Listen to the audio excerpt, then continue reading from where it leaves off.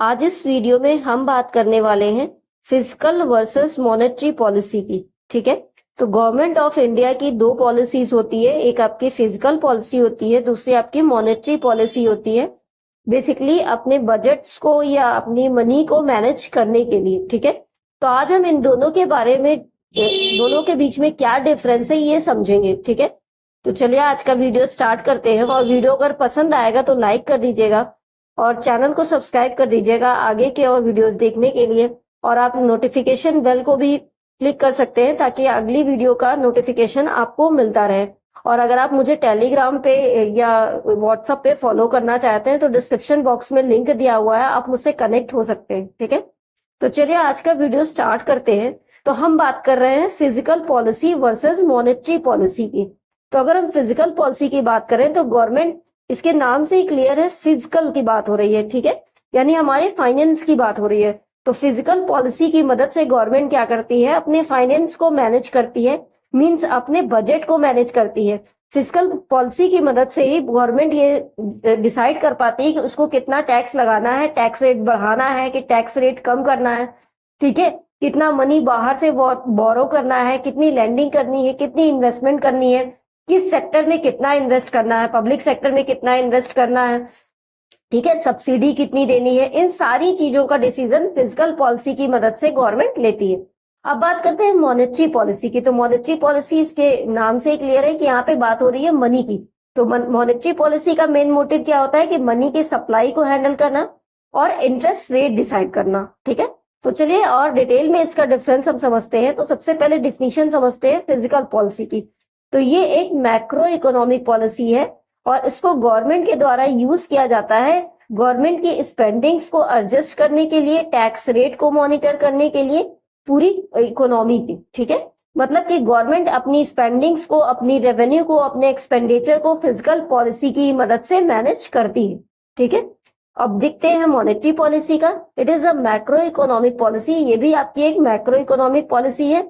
इसको कौन गवर्न करता है, इसको सेंट्रल बैंक हमारी गवर्न करती है, मतलब कि आरबीआई इसको मैनेज करती है। तो by the central bank to influence money supply and interest rate, ये मनी सप्लाई और इंटरेस्ट रेट पे काम करती है। तो फिजिकल पॉलिसी को कौन कंट्रोल करता है, गवर्नमेंट ऑफ इंडिया। ठीक है, या फिर मिनिस्ट्री ऑफ फाइनेंस, या हम बोल सकते हैं फाइनेंस मिनिस्टर। लेकिन अगर हम मॉनेटरी पॉलिसी की बात करें तो इसको कंट्रोल करती है सेंट्रल बैंक या फिर आरबीआई, जो कि हमारी सेंट्रल बैंक है। ठीक है, नेक्स्ट पॉइंट देखते हैं। तो हमारी फिजिकल पॉलिसी का मेन ऑब्जेक्टिव क्या है, हमारी इकोनॉमिक कंडीशन को इन्फ्लुएंस करना, हमारी इकोनॉमी को स्टेबल करना। ठीक है, लेकिन अगर हम मॉनेटरी पॉलिसी की बात करें तो ये इन्फ्लुएंस करती है मनी सप्लाई को और इंटरेस्ट रेट को। चलिए आप कुछ मेजर टूल्स की बात करते हैं। तो हमारे जो मेजर टूल्स हैं फिजिकल पॉलिसी के, वो है पब्लिक एक्सपेंडिचर। पब्लिक एक्सपेंडिचर मतलब हो गया कि गवर्नमेंट को कहाँ कहाँ कितना एक्सपेंड करना है। टैक्सेशन रेट क्या गवर्नमेंट डिसाइड करेगी, बढ़ाएगी या घटाएगी। अगर बढ़ाती है तो प्रोडक्शन कम हो जाता है, घटाती है तो प्रोडक्शन बढ़ जाता है। ठीक है, सीधी सी बात है, अगर कोई चीज है उस पर ज्यादा टैक्स लग रहा है तो उसको हम कम परचेस करेंगे एज कम्पेयर टू जिसपे कम टैक्स लग रहा है। ठीक है, उसका प्रोडक्शन हम ज्यादा करेंगे। और नेक्स्ट है आपका पब्लिक बोरोइंग। और अगर हम मॉनेटरी पॉलिसी की बात करें तो मॉनेटरी पॉलिसी के टूल्स में आपके बैंक रेट आ जाते हैं, कैश रिजर्व रेशियो आ जाता है, स्टैट्यूटरी लिक्विडिटी रेशियो आ जाता है। इनके टूल्स के बारे में मैंने डिटेल में अपने चैनल पे वीडियो बनाया है। आप इनका नाम लिख करके कॉमर्स बाय हर्षिता करके सर्च करेंगे तो आपको इन सब चीजों के वीडियोस डिटेल में मिल जाएंगे।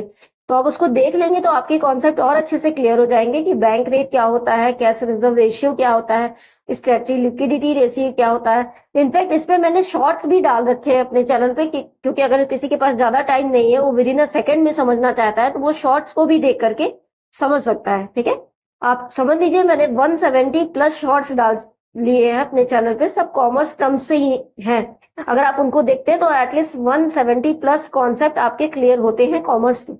चलिए वीडियो अगर पसंद आएगा तो लाइक कर दीजिएगा। अगर आपको कोई भी डाउट हो तो आप कमेंट करके पूछ सकते हैं। चैनल को सब्सक्राइब कर दीजिएगा आगे की और वीडियोस देखने के लिए। Thanks for watching.